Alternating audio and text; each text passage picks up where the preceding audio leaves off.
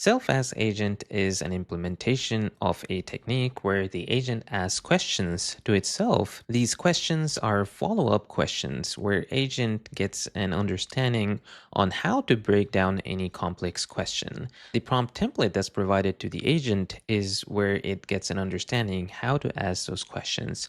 So for example, if the question is who lived longer, Muhammad Ali or Alan Turing, we're providing questions to the agent as what to ask before coming to the conclusion or the final answer. Now, if you were to look at the actual implementation of the component, you'll notice that it is something that's borrowed from LangChain, and the prompt is what we saw earlier. And there's not a lot of modification to the original agent component code.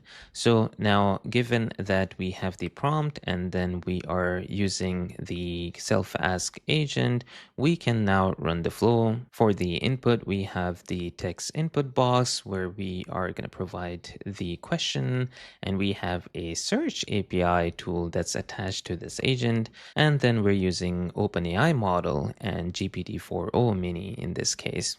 So now running the flow with the question that what's the hometown of the reigning men's tennis US Open champion? And in this case, there is certain complexity. It's supposed to first find out who is the current champion, and then from there find out the name, and then based on that find out the hometown. So once we run this, we notice that it comes back with a response that it's in Italy.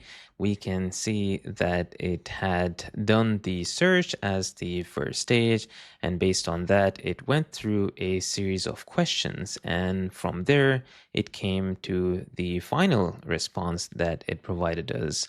If we're using some tool for logging, we can also see the results in that tool. For example, Langsmith or Langwatch or Langfuse, all of them, they provide the option where you can visualize the results and the thought process of the agent as well. This flow for self-asking and the agent component should be available in the store. Let us know if you found it helpful.